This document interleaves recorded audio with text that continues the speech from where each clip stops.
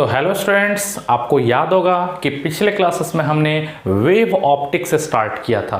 भाई इसके पहले जितना भी क्लास हुआ था वो ज्योमेट्रिकल ऑप्टिक्स था। ज्योमेट्रिकल ऑप्टिक्स न्यूटन ने दिया था और ज्योमेट्रिकल ऑप्टिक्स में भाई याद करो, प्रकाश को किरण मानते हैं, किरण जैसा ट्रीट करते हैं ना जी, ज्योमेट्रिकल ऑप्टिक्स। और पिछले क्लास में हमने वेव ऑप्टिक्स से स्टार्ट किया था। वेव ऑप्टिक्स क्या है याद करो भाई, वेव ऑप्टिक्स ऑप्टिक्स की वो शाखा है, वेव ऑप्टिक्स ऑप्टिक्स की वो शाखा है जिसमें हम प्रकाश को तरंग मानते हुए प्रकाश के गुण और उसके प्रकृति दोनों का अध्ययन करते हैं। तो भाई याद रखना कि वेव ऑप्टिक्स ऑप्टिक्स की वो शाखा है जिसमें हम प्रकाश को तरंग मान करके उसके गुण और उसके नेचर दोनों का अध्ययन करते हैं। तो वेव ऑप्टिक्स पढ़े थे भाई, और इस वेव ऑप्टिक्स में सबसे पहला चीज़ क्या देखते थे भाई, नेचर ऑफ लाइट यानी प्रकाश की प्रकृति। और हम बताए थे कि लाइट के नेचर को समझने के लिए अलग अलग समय पर अलग अलग वैज्ञानिकों ने अलग अलग सिद्धांतों का प्रतिपादन किया था। और लाइट के नेचर को समझने के लिए 5 सिद्धांत दिए गए थे। हमने पहला सिद्धांत जो न्यूटन का कणिका सिद्धांत है, न्यूटन्स कॉर्पस्क्यूलर थ्योरी ऑफ लाइट, ये हमने कंप्लीट कर लिया था भाई। पहला सिद्धांत न्यूटन का कणिका सिद्धांत कंप्लीट है। और आज के इस लेक्चर में भाई हम दूसरा सिद्धांत देखेंगे जो है हाइगेंस का तरंग सिद्धांत, Huygens wave theory of light. Huygens का तरंग सिद्धांत यानी Huygens wave theory of light. भाई याद है ना कि न्यूटन का कणिका सिद्धांत 1675 में दिया गया था, लेकिन हाइगेंस का तरंग सिद्धांत 3 साल बाद यानी 1678 में दिया गया था। और एक बात, न्यूटन की सुपीरियरिटी, न्यूटन का मतलब बोलबाला इतना था कि न्यूटन के सिद्धांत के सामने ये सिद्धांत लगभग 120-125 वर्षों तक दबा रह गया नहीं जी। तो भाई ये तो हमको समझ में आ गया। तो अब चलिए अब देखते हैं हाइगेंस का तरंग सिद्धांत। तो भाई हाइगेंस का तरंग सिद्धांत क्या है, कहता है क्रिश्चियन हाइगेंस ने भाई 1678 में लाइट के नेचर को समझने का दूसरा प्रयास किया। क्रिश्चियन हाइगेंस ने 1678 में लाइट को समझने के लिए दूसरा प्रयास किया और 1678 में भाई उन्होंने वेव थ्योरी का प्रतिपादन किया, तरंग सिद्धांत उन्होंने दिया, लाइट से संबंधित तरंग सिद्धांत दिया। और हाइगेंस साहब ने प्रकाश को, जैसे किसी टॉर्च से लाइट निकल रहा है तो प्रकाश को कण नहीं मानते थे, प्रकाश को तरंग, यानी वो लाइट को वेव फिनोमेनॉन समझते थे, वेव फिनोमेना समझते थे। तो भाई चलिए देखते हैं हाइगेंस का तरंग सिद्धांत। तो हाइगेंस ने 1678 में लाइट के नेचर को समझने का दूसरा प्रयास किया और हाइगेंस ने तरंग सिद्धांत दिया। और तरंग सिद्धांत की भी, हाइगेंस के तरंग सिद्धांत की भी 4 मान्यता है, पहली, दूसरी, तीसरी, चौथी, 4 मान्यता है। फिर हम देखेंगे भाई इसमें कि हाइगेंस का सिद्धांत किस किस चीज़ की व्याख्या करता है और किस किस चीज़ की व्याख्या नहीं करता है। मतलब कौन सा चीज़ हाइगेंस का तरंग सिद्धांत ठीक से व्याख्या करता है, कौन सा चीज़ नहीं करता है, और इसमें क्या क्या कमी रह गई थी, इन सब चीज़ों को भी हम चर्चा करेंगे। इसीलिए भाई इन सब चीज़ों को हमने एक साथ लिख दिया है। तो चलो, तो भाई हाइगेंस के तरंग सिद्धांत की पहली मान्यता है, हाइगेंस का तरंग सिद्धांत का पहला मान्यता है कि प्रकाश एक तरंग है। प्रकाश क्या है भाई, लाइट जब बात हो, प्रकाश एक तरंग है, सिंपल सी मान्यता है। पहली मान्यता है हाइगेंस का तरंग सिद्धांत की कि प्रकाश एक तरंग है, लाइट इज ए वेव, साधारण तरंग, प्रकाश एक तरंग है, साधारण तरंग ही है बस, ठीक है। फिर इसकी दूसरी मान्यता है कि प्रकाश जो है ध्वनि के जैसा, साउंड के जैसा यांत्रिक तरंग है। भाई हाइगेंस के तरंग सिद्धांत की दूसरी मान्यता है, पहली मान्यता है कि प्रकाश एक तरंग है, दूसरी मान्यता है कि प्रकाश ध्वनि के जैसा, साउंड के जैसा ही एक यांत्रिक तरंग है। यांत्रिक तरंग यानी मैकेनिकल वेव है। और भाई इस लाइट को भी चलने के लिए ध्वनि के जैसा माध्यम की जरूरत होगी, यानी लाइट कभी भी चलेगा तो किसी माध्यम में ही चलेगा। तो भाई दूसरा मान्यता यही था, पहला था कि प्रकाश एक तरंग है, दूसरा मान्यता है कि प्रकाश ध्वनि के जैसा, साउंड के जैसा यांत्रिक तरंग है यानी मैकेनिकल वेव है। और यांत्रिक तरंग भाई वो तरंग होते हैं जिसको चलने के लिए माध्यम चाहिए। तो लोगों ने उस समय पूछा कि भाई प्रकाश यांत्रिक तरंग है तो सूरज का प्रकाश पृथ्वी तक आता है तो बीच में तो निर्वात है, बीच में कोई माध्यम नहीं है, तब लाइट किस तरह चल करके आ जाता है? क्योंकि आपके अनुसार, हाइगेंस के अनुसार, प्रकाश यांत्रिक तरंग है, प्रकाश को चलने के लिए बीच में माध्यम चाहिए, लेकिन सूरज से लाइट पृथ्वी तक आता है तो बीच में निर्वात भी है, तो उस निर्वात में किस तरह चल के आता है। तो उस समय एक उन्होंने कल्पना किया माध्यम का, जिसको कहा ईथर, और उन्होंने बताया कि सूर्य से पृथ्वी तक जो निर्वात आप कहते हो, उस निर्वात के भीतर में भी ईथर है। यानी निर्वात भी परफेक्ट निर्वात नहीं है, ईथर है। और ईथर केवल निर्वात में ही नहीं है, ईथर हर जगह है। इस हवा में भी ईथर माध्यम भरा हुआ है, इवन हर पदार्थ के भीतर, हमारे शरीर के भीतर भी ईथर भरा हुआ है। इस तरह की बात की है। तो ये पहली मान्यता थी कि प्रकाश एक तरंग है। दूसरी मान्यता है भाई हाइगेंस के तरंग सिद्धांत की, कि प्रकाश ध्वनि के जैसा, साउंड के जैसा एक यांत्रिक तरंग है और प्रकाश को चलने के लिए भी माध्यम की जरूरत होती है। और हाइगेंस ने वो माध्यम ईथर माध्यम माना था। ईथर माध्यम माना था भाई लाइट की स्पीड तो बहुत ज़्यादा होती है, लाइट की स्पीड ज़्यादा होती है तो ईथर के बारे में एक चीज़ बहुत ज़रूरी है। अगर लाइट की स्पीड बहुत ज़्यादा है तो इस ईथर का घनत्व तो काफ़ी कम होना चाहिए। ईथर का घनत्व तो क्या होना चाहिए, ईथर का घनत्व तो काफ़ी अधिक होना चाहिए। लेकिन उन्होंने माना था कि ईथर का घनत्व तो अधिक नहीं होता है, ईथर का घनत्व तो काफ़ी क्या होता है, कम होता है। अच्छा, एक छोटा सा बात बताएंगे भाई, प्रकाश किस में चलता है, ईथर में चलता है। प्रकाश अगर ईथर में चलेगा तो प्रकाश की चाल c बराबर होता है √E/डेंसिटी d।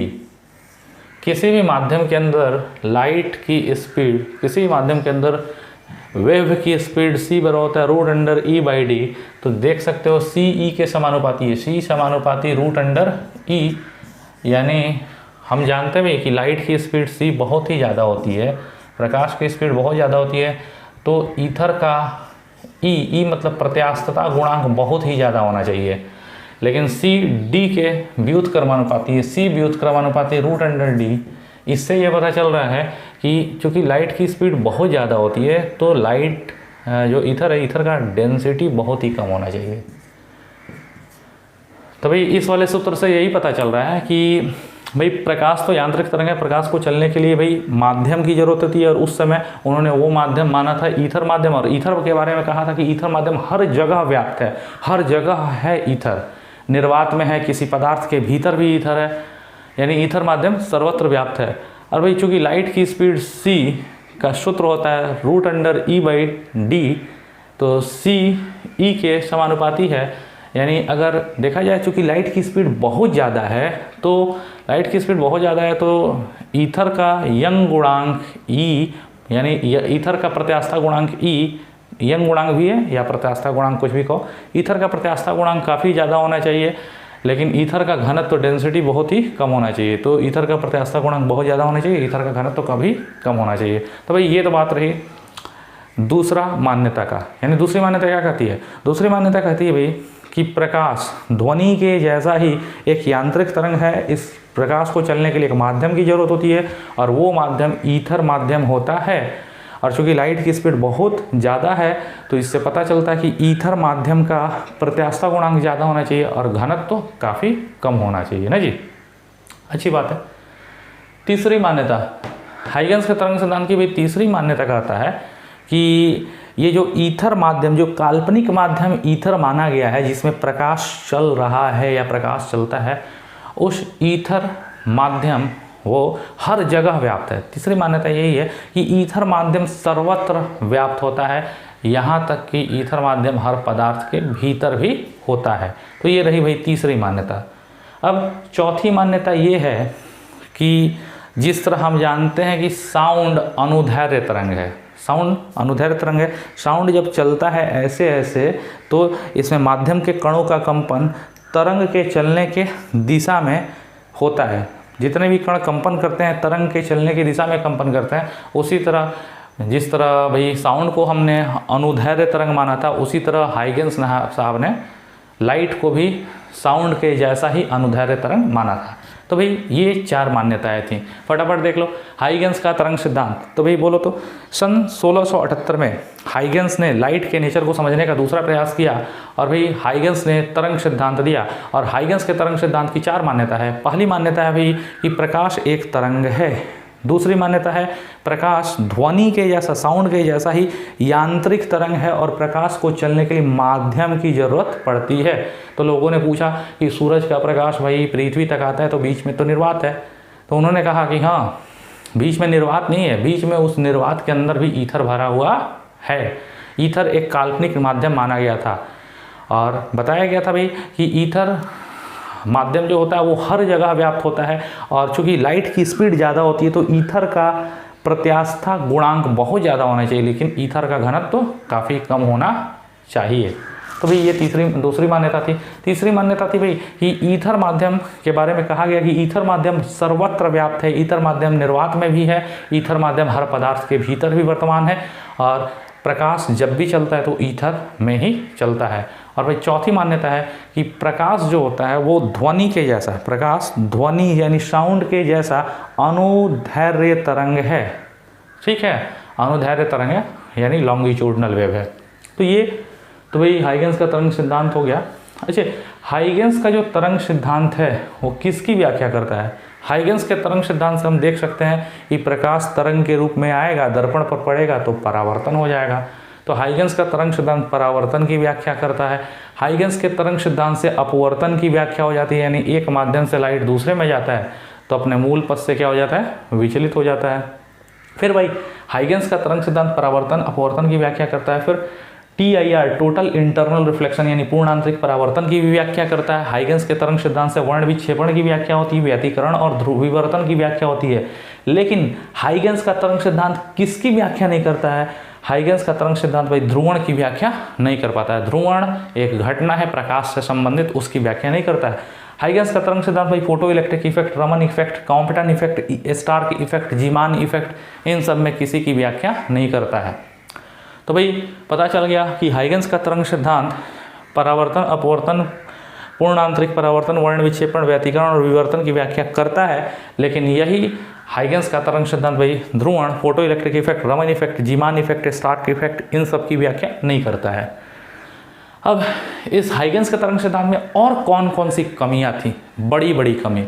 तो भाई पहला नोट लिखा गया कि हाइगेंस साहब ने लाइट को चलने के लिए जिस काल्पनिक माध्यम ईथर की कल्पना की थी, हाइगेंस साहब ने लाइट को चलने के लिए जिस काल्पनिक माध्यम ईथर की कल्पना की थी वो माइकेलसन और मोरले के प्रयोग से एक झूठ साबित हो गया। इससे पता चल गया, माइकेलसन और मोरले वैज्ञानिक थे, 2 वैज्ञानिक थे और उन्होंने एक प्रयोग किया। उस प्रयोग से पता चल गया कि ये जो ईथर की कल्पना हुई है ये सब झूठा माध्यम है, ऐसा माध्यम हो ही नहीं सकता है। ठीक है, निर्वात में ईथर भरा है ऐसा कुछ भी नहीं है। तो भाई पहली बहुत ज़बरदस्त कमी इस हाइगेंस के तरंग सिद्धांत की यही रही कि हाइगेंस ने जिस काल्पनिक माध्यम ईथर की कल्पना की थी जिसमें लाइट चलता है, वो काल्पनिक माध्यम को माइकेलसन और मोरले ने प्रयोग करके दिखा दिया कि ऐसा कोई माध्यम होता ही नहीं है, यानी इस तरह का माध्यम का अस्तित्व ही नहीं है। और दूसरी वही बात यह है कि ईथर के बारे में कहा गया था कि ईथर का भाई चूँकि लाइट की स्पीड बहुत ज़्यादा होती है तो ईथर का प्रत्यास्था गुणांक अधिक होना चाहिए, लेकिन ईथर का प्रत्यास्था गुणांक अधिक होना चाहिए लेकिन घनत्व तो काफ़ी कम होना चाहिए। लेकिन ये दोनों परस्पर विरोधी गुण है।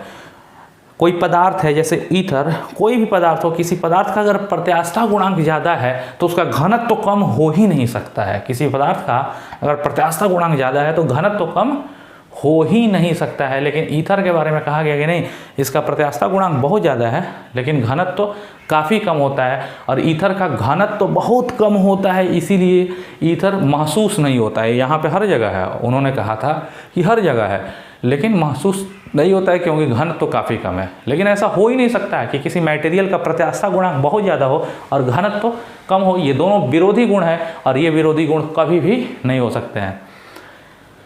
भाई इस हाइगेंस के तरंग सिद्धांत में तीसरी कमी ये रही कि प्रकाश को ध्वनि के जैसा अनुदैर्घ्य तरंग माना गया। अनुदैर्घ्य तरंग मतलब तरंग अगर ऐसे ऐसे चले, अगर तरंग आगे चले तो माध्यम के कण का कंपन तरंग के चलने की दिशा में हो तो अनुदैर्घ्य, और तरंग के चलने के लंबवत हो तो अनुप्रस्थ। तो सही पूछो तो जैसा कि हाइगेंस ने माना था कि प्रकाश अनुदैर्घ्य तरंग है, वो गलत है। प्रकाश बाद में साबित हो गया कि प्रकाश अनुदैर्घ्य नहीं, प्रकाश अनुप्रस्थ तरंग है। और भाई प्रकाश अनुप्रस्थ तरंग है, ये किससे पता चला? ध्रुवण की घटना से। ध्रुवण वो घटना थी जिससे पता चल गया कि प्रकाश अनुदैर्घ्य न होकर के अनुप्रस्थ तरंग होता है। तो भाई इसके साथ हमने हाइगेंस का तरंग सिद्धांत कंप्लीट कर लिया भाई। Okay, thank you.